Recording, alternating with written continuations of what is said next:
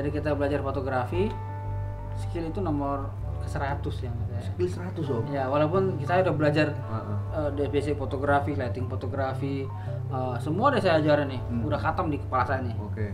Tapi itu semuanya nomor 100.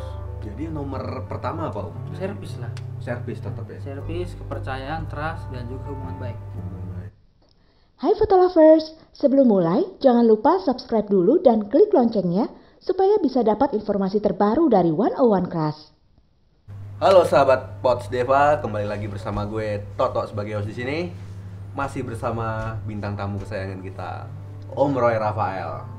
Nah, gue sekarang mau menanyakan nih, macam-macam foto itu, foto kan banyak ya. Nah, kira-kira tuh foto tuh ada apa aja sih? Tapi sebelum lebih jauh, kita akan bertanya nih, fotografi sendiri itu apa sih sebenarnya? Nah, silahkan Om Roy bisa menjelaskan. Wah, karena saya tiap hari motret, jadi lihatnya foto terus ya. Dulunya sih foto itu diciptakan, kamera itu diciptakan sebenarnya untuk dokumentasi sebenarnya. Dokumentasi, oke. Kamera besar karena mendokumentasikan dia jadinya. Jadi sekarang berkembang semangat teknologi. Jadi foto itu banyak jenisnya, banyak genrenya gitu ya. Nah, di kalangan muda ini banyak yang suka paling foto model yang paling suka Foto model. kebanyakan dari yang saya perhatikan ya dibanding dengan jenis genre lainnya. Bening-bening ya Om ya? Bening-bening, yang Yoi. mulus-mulus gitu ya. Yoi. Oke, jadi antara model, foto model, terus berbagai foto macam yang lain itu Om.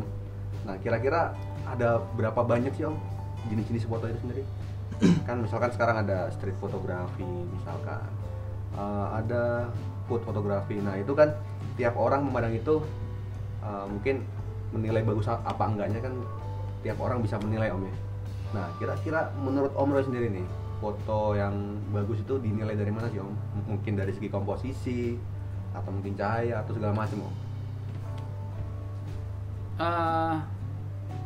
Foto bagus itu sebenarnya ya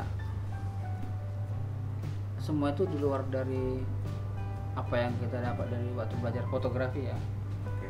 Itu termasuk dengan hubungan emosional. Kalau misalkan seseorang suka dengan saya, sejelek apapun foto saya pasti dibilang bagus. Pasti dibilang bagus. Pasti. Jadi sangat subjektif sebenarnya kalau kita ngomong bagus dan tidaknya ya. Tapi kalau misalkan kita lihat ada foto saya yang bagus banget, tapi si kliennya atau orang itu atau teman atau orang itu teman lah saya bilang nggak suka, kurang suka dengan saya contohnya, bisa aja dibilang foto itu yang bagus itu nggak bagus, fotonya biasa aja gitu. Berarti kita berbicara tentang emosional kita Om ya dengan orang klien kita karena, ya. Karena kan fotografi itu bukan cuma memotret, kita menghasilkan foto ya. Oke. Tapi juga kita bisa dapat menghasilkan hubungan baik dengan sesama gitu. Jadi dalam artinya gitu kan, dari foto bagusnya bagus banget tuh fotonya, kalau lu nggak suka Nah, berarti nggak kan diorder kalau lu ya, nggak betul, suka. betul. Berarti kan gimana Om caranya kita nih ya, atau mungkin Om Roy buat memanage si klien ini biar suka sama kita, dalam arti foto kita bisa dibilang bagus. Gimana Om? Ada kiat-kiat mungkin? Dari Sebenarnya sih nggak ada kiatnya sendiri ya, itu alami ya. Kalau kita mengasih servis yang bagus, kita ngasih tambah lah, ngasih tambah itu tanpa minta bayaran lagi gitu lah. Sekarang kan kebanyakan orang gua kasih tambah tapi dulu nambah bayaran gitu ya. Baiknya dikasih servis dengan baik, jadi klien tuh sehingga ingat kita terus, merasa nyaman. Jadi kalaupun dia udah nyaman, walaupun dia nggak order foto nih, dia kan cari kita. Misalkan dia butuh bikin desain, dia kan cari kita juga. Kalau kita motret di luar foto mungkin juga mereka bisa panggil cari kita. ingatnya kita terus. Jadi ada branding di image mereka tuh. Kalau kita bagus dalam melayani dan ada nilai servisnya digital. betul. Jadi mungkin nanti dia makan mau butuh teman Om bisa dipanggil juga nih. boleh. Oke, mantap sekali nih Om Roy. Nah, sebagai fotografer profesional ya Om, udah banyak pastinya Om Roy foto-foto bagus yang dihasilkan ya Om. Bisa diperlihatkan Om mungkin portofolionya yang mempesona Om. Kalau foto-foto saya sih nggak ada, menurut saya sih biasa aja ya. Cuman foto itu tersendiri, ada yang foto itu dilihat orang pesannya sampai jenisnya. Contohnya dengan foto ini. Ini kita lihat ya, story-nya Om Roy. Dengan contoh ini kita lihat nih fotonya. Ini kita lihat fotonya pesannya sampai. Artinya kalau belajar itu dari usia dini gitu.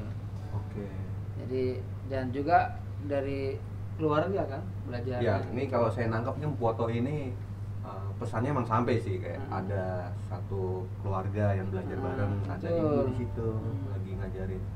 Berarti yang dibutuhkan dari suatu foto adalah selain visual mungkin pesan ya Om? Ya, jadi ada yang disampaikan, tapi ada juga foto yang tidak menggambarkan satu kesan tersendiri, penyampaian. Jadi si melihat fotonya itu ya cuma ngeliat itu fotonya bagus gitu. Oh gitu. Misalkan foto-foto yang seperti ini contoh ya. Jadi dia hanya ngelihat nah ini seperti ini. Ini foto ini ya bagus. Ini terlihatnya bagus. Tapi untuk pesannya belum nyampe gitu. Maksudnya ini cuma pesan bahwa ada orang seorang wanita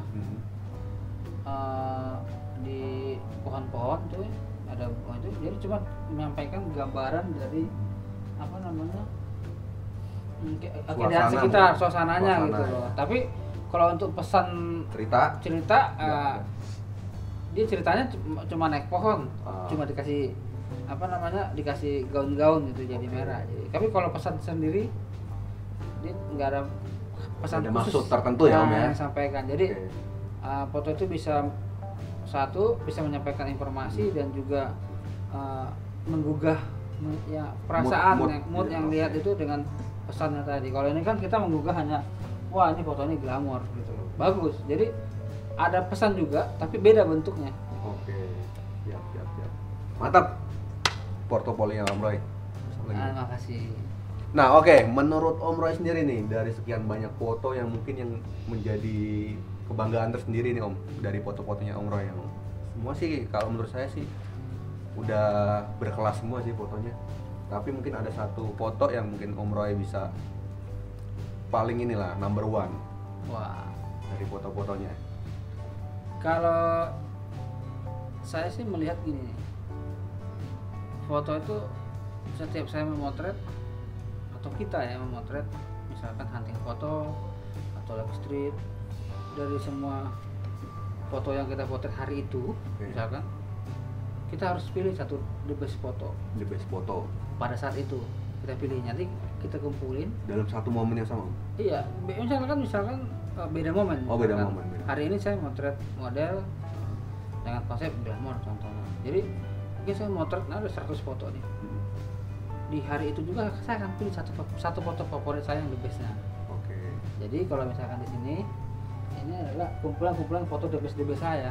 Oh gitu. Yang tiap hari saya kumpulin, jadi siap. suatu portofolio yang sangat bagus gitu. The best semua, Bray. Iya. Jadi kalau dibilang satu aja, karena saya setiap satu momen saya kumpulin the best satu foto menurut saya ya. Jadi itu untuk menjadi semangat buat teman-teman. Tapi misalkan kita hari ini nih dalam satu hari kita moto misalkan model glamour, terus lanjut lagi masih dalam hari yang sama, mungkin foto di pedesaan, dan tambah terus tuh. Nah itu masih bisa dipilih tuh satu foto yang bagus dari sekian macam foto itu, karena kan beda tema tuh Om. Iya beda, tiap tema itu dipilih satu. Oh tiap tema berarti ya, nggak bisa dikalkulasi semua nggak tema. Bisa okay. Karena itu beda-beda konteks ya. Beda konteks. Antara glamour sama human.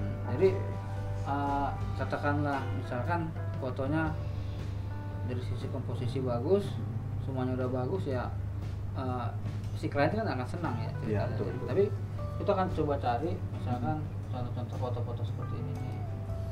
Ini kan foto couple ya. Couple ya. Dia di sawah. Ini pre-wedding Om? Iya. Pre-wedding. Itu kita ambil dengan lensa apa namanya melengkung itu loh. Fish eye ya, melengkung. Saya kurang hafal tapi saya bikin efeknya melengkung fish eye. Terus ini kelihatannya bagus gitu loh. Tapi kenapa? Karena orang jarang melihat foto yang seperti itu. Tapi mah bagus dong. Bagus ya. Ya, tapi kalau misalkan dia efeknya nggak melengkung nih, ya foto itu akan biasa aja sebenarnya. Karena dikatakan foto bagus itu juga karena orang jarang melihatnya juga gitu. Karena kalau kita orang setiap hari kita lihat yang foto seperti itu ya biasa aja. Tapi kalau misalkan satu foto dengan lensa yang beda, ya hasilnya keren banget karena dia jarang lihat foto yang seperti ini gitu. Berarti lensa itu bisa menambah nilai pos ya? Betul sekali. Oke, kita tadi udah melihat beberapa foto wow dari Om Roy kan, bagus-bagus semua tadi. Nah, untuk mempersiapkan itu semua Om, jadi preparation apa yang harus kita siapkan? Kita harus prepare apa aja sih? Mulai mungkin dari alat, kru segala macam. Apa aja yang mesti disiapkan untuk mengambil foto yang luar biasa ini Om? Kalau saya bilang itu konteksnya apa dulu nih jenis fotonya? Corporate, prewedding apa atau secara umum aja? Secara umum boleh. Oke. Kalau yang saya bilang itu fotografer itu sebenarnya kerjanya nggak sendiri ya. Ada tim. Kalaupun nanti hasil kita bagus itu bonus. Hasil bagus bonus Om? Ya, bonusnya kita bisa bagus karena apa? Kerja tim. Bonusnya lagi uangnya ada. Uangnya ada. Jadi fotografi. Fotografi. Oke, fotografi. Jadi fotografer harus punya tim. Oke. Tim itu ada dari pengalaman saya ya. Ada tim yang tetap, ada tim yang tidak tetap. Tim yang tidak tetap itu adalah misalkan kru cabutan ya Om ya? Iya, freelance kita ya, bisa ambil freelance. Tapi ada juga tim yang tetap dengan kita ya, tetap berkolaborasi, tukar pikiran itu satu scoop ya. Jadi kita bisa kumpulkan. Nah, persiapannya itu ya umum ya. Kita misalkan kita potretnya di luar, kita siapkan secara umum. Misalkan dari tempat kita harus tahu.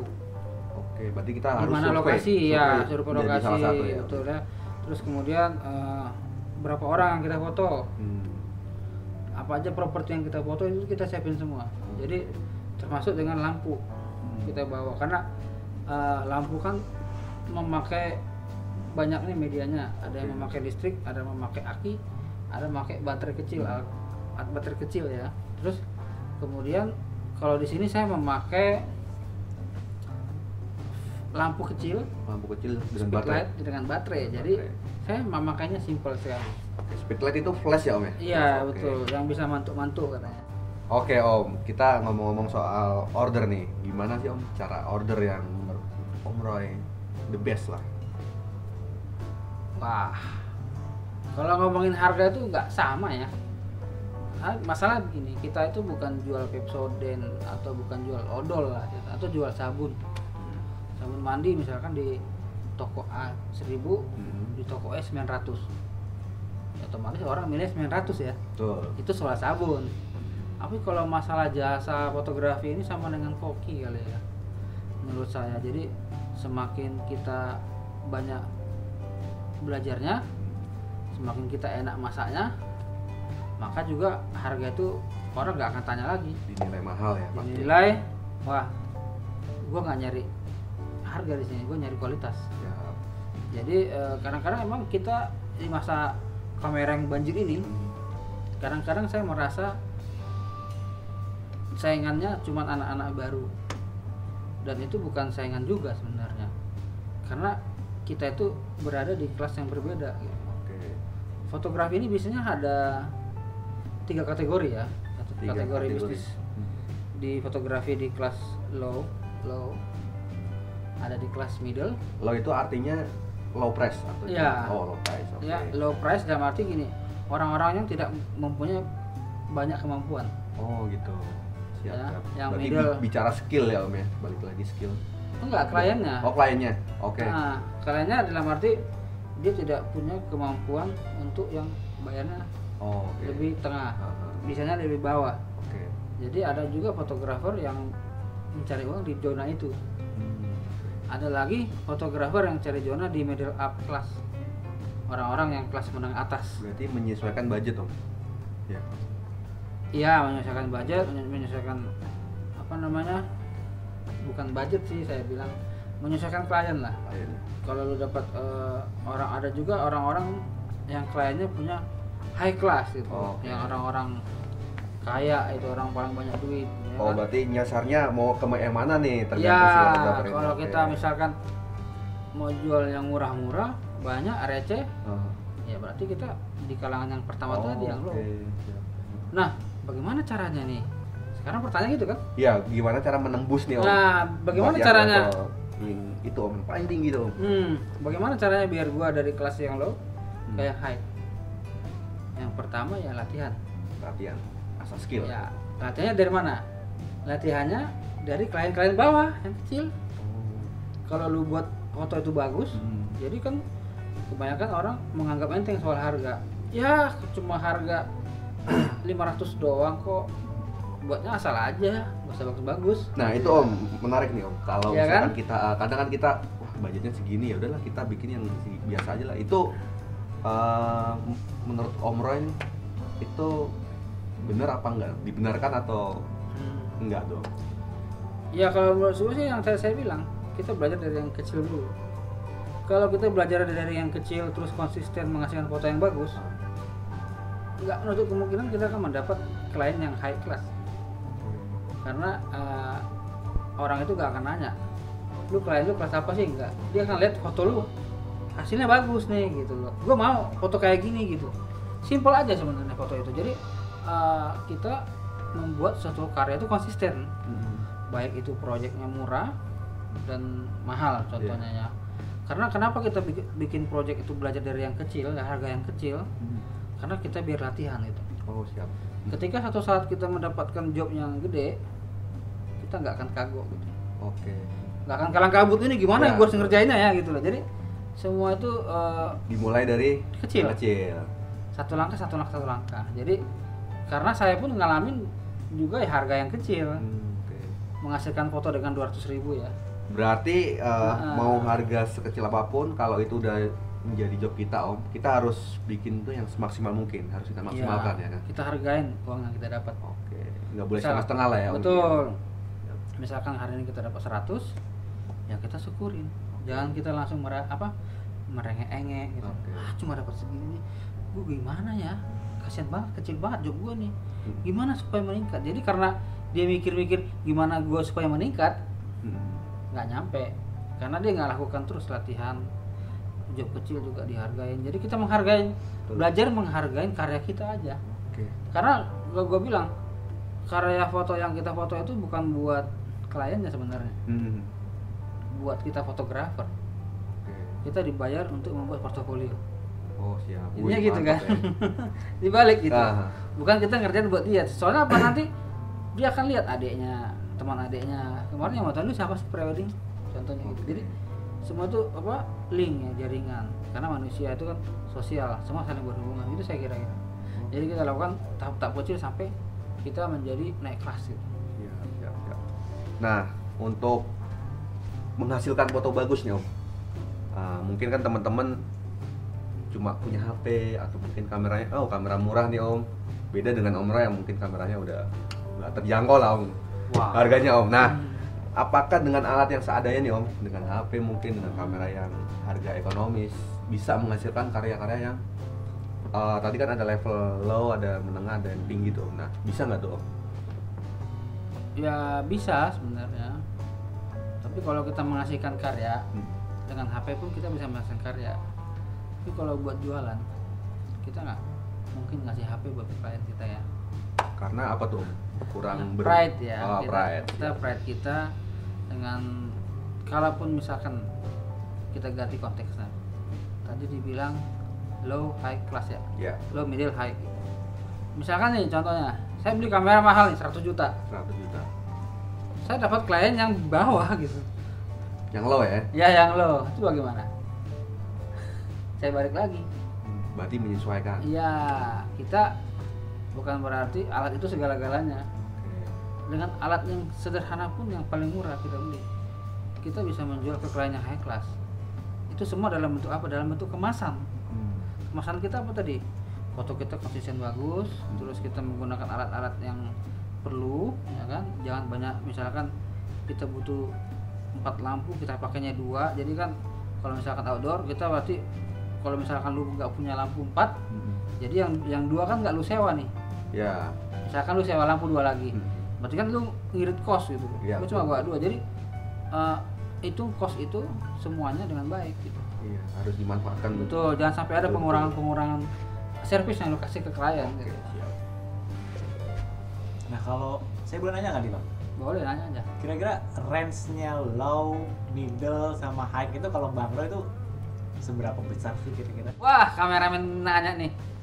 Kalau menurut harga ya dibilang mahal rendahnya tergantung kita ya. Maksudnya gini, 1.000 rupiah pun bisa jadi mahal kalau itu nggak ada gunanya buat klien kita gitu kan.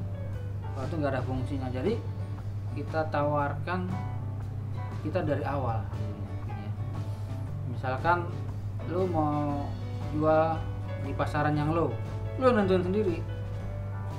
Tapi ketika lu udah marah pada diri lu gitu ya, lu harus banyak latihan. Marahnya kenapa? Misalkan suatu saat lu kita nggak selalu sehat ya. Suatu saat lu butuh duit lebih untuk misalkan kamu lagi gak enak badan, butuh ke dokter, butuh apa, itu kita perlu jaga kesehatan juga. Itu perhitungkan. Nah, karena saya ngalamin juga ya, karena saya kan nggak harus dari yang langsung high dapatnya model-model klien yang high gitu. Saya mulai dari bawah juga gitu. Jadi di situ saya belajar marah pada diri sendiri.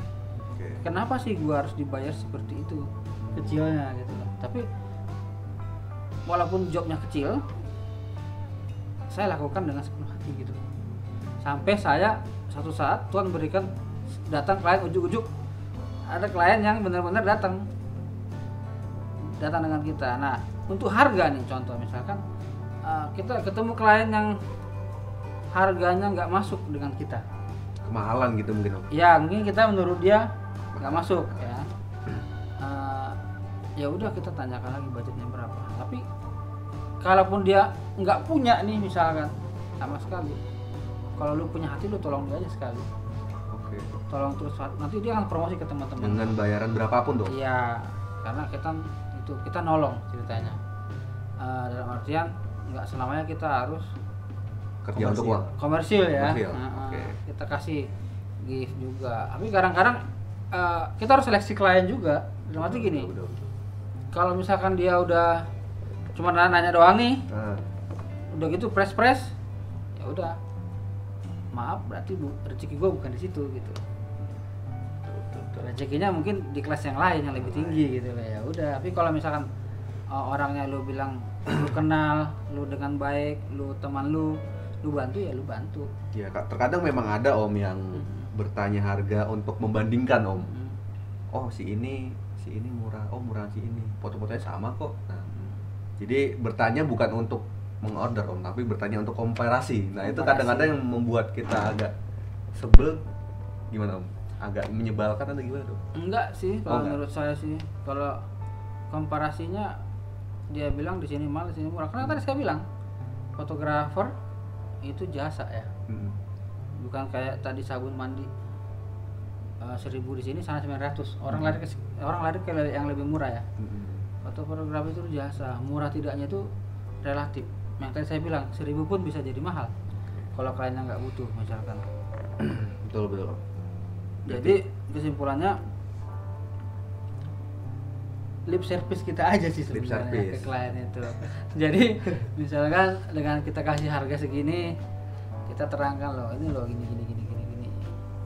Terus kalau misalkan ada klien nih yang membandingkan antara jasamu dengan jasa yang lain, dengerin aja, nggak usah dilawan. Siap. Karena saya ngalamin juga, iya aja terus. Karena orang itu lebih suka didengerin ya daripada mendengarkan. Kita jadi pendengar yang baik aja buat klien kita. Oke. Dan gak ada kemungkinan dia nanti akan merasa iya ya beda harga tapi dia orangnya baik ya. Kan karena ada juga fotografer gitu ya. Dia terpancing emosi gitu. Ketika ditanya di sini dengan harga 1.000 dapatnya fotonya 2, ada frame gitu kan. Kita bilang aja iya, tapi ada kadang kita emosi ya. Iya Bu, Ibu di sana aja gitu. Itu itu jangan sampai keluar kata-kata seperti itu sih dari kita fotografer, karena kita itu bekerjanya di jasa gitu. Itu yang saya maksudkan, karena satu saat kan dia pasti akan ingat kita, walaupun dia gak jadi sama kita, dia mungkin akan ingat, oh ya kemarin aku fotografer itu gak jadi, mungkin aku bisa pakai deh yang lain untuk teman-temannya itu loh. Jadi promosi, karena kita nggak ada punya kesan yang buruk gitu ya. Berarti kita harus membuat citra kita tuh baik ya Om ya, di mata klien. Jadi di sisi skill mungkin kita harus punya lip service yang bagus. Nah, bahasa marketing aja, cara-cara jualannya. Cara jualannya tuh harus ada, oke. Ya itu. Mantap ya. Om Roy. Tapi sih di lain itu semua ya. Dari kita belajar fotografi, skill itu nomor ke 100 ya saya. Skill 100 Om. Ya, walaupun kita udah belajar basic fotografi, lighting fotografi, semua udah saya ajarin nih, udah khatam di kepala saya nih. Oke. Tapi itu semuanya nomor 100. Jadi nomor pertama apa Om? Servis lah. Servis tetap ya. Servis, kepercayaan, trust, dan juga hubungan baik. Itu yang utama. Karena dari semua pengalaman saya motret nih, jarang ada klien mengatakan, lu teknik motretnya apa? Nggak pernah. Iya Mas Roy, saya siap dipoto hari ini. Jam berapa? Oke. Kita kumpul gitu. Jadi dia siap gitu. Karena udah percaya Om ya. Betul. Ya, jadi mantap, skill itu nggak dipakai pada saat tawar menawar harga. Ya, itu skill yang dipakai kita sendiri doang. Cuma 2% doang itu dipakai pada saat pengerjaan di lapangan doang. Yang lainnya sih hubungan baik aja, emosional aja yang baik. Nah, nanti kalau teman-teman nih mau belajar lip service bisa sama Om Roy. Itu bisa. Siap. Tinggal calling aja Om. Tinggal just call me. Oh, just call me. Khusus cewek apa khusus cowok nih? Nah, itu Om menarik Om. Boleh cowok apa khusus cewek Om? Dua-duanya dong. Oh, dua-duanya. Karena kan cewek punya duit, cowok punya duit gitu. Siap. Oke, teman-teman, jadi kita udah berbincang-bincang banyak nih dengan Om Roy Rafael, seorang fotografer kawakan. Wow. Kan yang udah the best lah pokoknya. Nah, jadi selain skill itu tadi kata Om Roy nomor 100 katanya. Jadi kita utamakan trust kepada klien, kita maintain klien, lip service kita bermain, cara jualan kita buat klien supaya nyaman dengan kita gimana. Nah, itu adalah kisi-kisi lah dari Om Roy supaya kita lancar dapat jobnya. Nah, mungkin Om Roy ada pesan-pesan buat teman-teman fotografer di rumah. Ya, pesan saya sih kita selalu berkarya, jangan pernah lihat nilainya, tapi lu kerjain dengan sepenuh hati lu. Totalitas. Iya, dan lu dengan konsisten. Otomatis juga nanti kalau lu bagus, orang nggak akan cari jasa fotografer yang murah. Jadi orang nyarinya ke lu, cari jasa fotografer yang keren, yang bagus, yang top. Jadi kalau klien ketemu lu, nggak di kepalanya lagi fotografinya si Roy itu murah gitu. Atau fotografer kalian itu harganya murah, nggak. Jadi dia cuma nge-branding di wajahnya, fotonya dia itu Berkualitas. bagus dan berkualitas. Buat teman-teman yang di rumah dan yang baru belajar fotografi dan juga atau teman-teman yang baru mau memulai bisnis fotografi, Ya. bisa cari informasi di channel 101 kelas. Oke, channelnya Om Roy nih, 101 kelas. Anda bisa subscribe di situ. Subscribe Di situ Om banyak Roy. informasi mengenai fotografi dan juga teman-teman bisa belajar online secara gratis. Jadi tetap semangat teman-teman. Dalam berbisnis kita harus tetap berkarya juga, tapi kita jangan lihat nilainya. Siap. Kerjakan dengan sepenuh hati dan konsisten. Otomatis rezeki lu akan banyak. Siap Om. Baik teman-teman sahabat Pots Deva, kita udah banyak belajar dari Om Roy. Next video kita lanjut berbincang-bincang ya dengan ilmu yang banyak lagi dari Om Roy. Oke, terima kasih teman-teman.